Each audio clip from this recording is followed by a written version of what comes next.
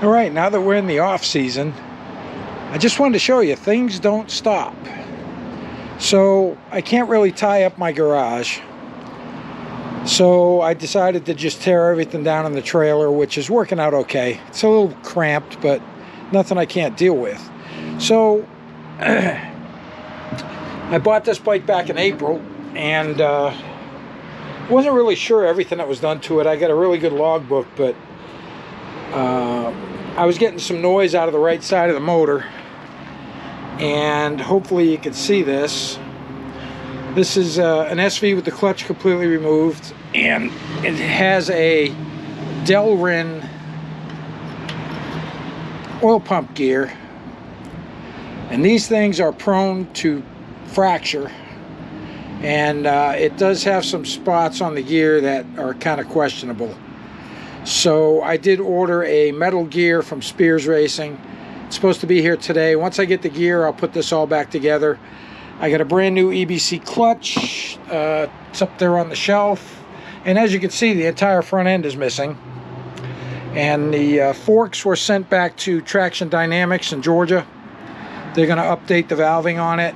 I guess they got some new parts that'll go in it, and we're going to go with a little bit heavier fork spring. They're going to get them all serviced up and get them back to me. I'll probably have them sometime the end of next week. But I did want to tear this all apart because, like I said, the right side of the motor makes a lot of noise. Everything else looks pretty good. I mean, I didn't see anything that was questionable as I took it apart. The cam chain for the rear cylinder, everything looks good there. It's the end of the crank. Drives the camshaft. It also drives the clutch basket, which drives the oil pump. I'm going to replace the oil pressure sending unit just because I'm still not sure about the red light that was coming on, because I wasn't getting the flashing FI with it. I did find that this front spark plug cap, when I took the radiator off, the front spark plug cap basically fell right off the wire. So I think that's why I was having the hard time starting, and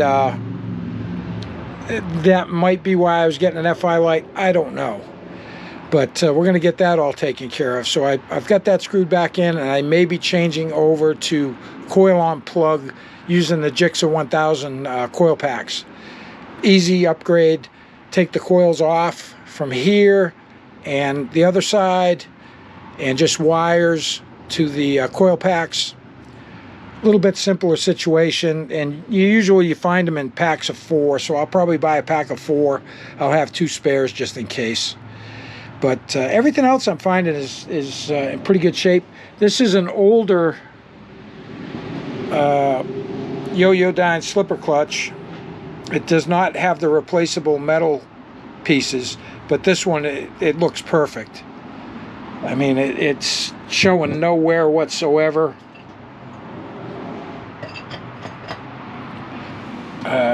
No wear on this whatsoever. I mean, very, very slight wear. So I'm not going to worry with it. Slipper clutches are not cheap, and this one's been working fine, so I'm not going to fix it if it's not broke. Let's see, the rear shock still has to come out and go up to Rob's Dyno Service, Gardner, Massachusetts. He's the New England Öhlins service sales for Öhlins products.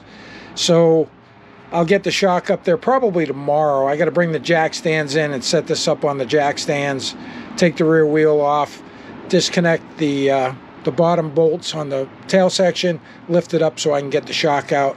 I'll run it up to his place and we'll get that serviced. And I think we're going to be in pretty good shape. I can't really think of much else I need to do to it other than suspension, rebuilds, refreshes, new clutch. I did do a compression check on it. It came out great. I did a leak down, no leak down problems.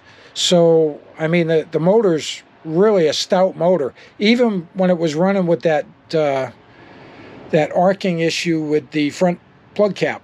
So, the bike really runs strong. So for next season, hopefully we'll be able to step our game up a little bit more, and we'll see how we do next year in the amateur ranks, if they ever send me my bump email. I know there's a bunch of us waiting on our bump emails from novice to amateur, and I'm looking forward to getting that out of the way, and then progressing and moving up to expert. So I also did a little bit of housekeeping underneath the seat. The power commander had been bouncing around back here, so I've got some really good industrial double lock Velcro on there. Got the new featherweight battery in there, and I got this all cleaned up and straightened out. So that's about it.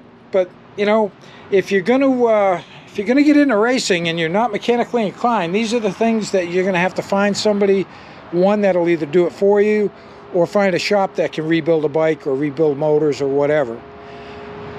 Luckily, I'm very mechanically inclined. I've worked at several shops part-time. I've built previous race bikes, and the SV650 is really easy to work on. The parts are relatively inexpensive than if you were to go into, say, the 600 class or the leader bike class or something like that.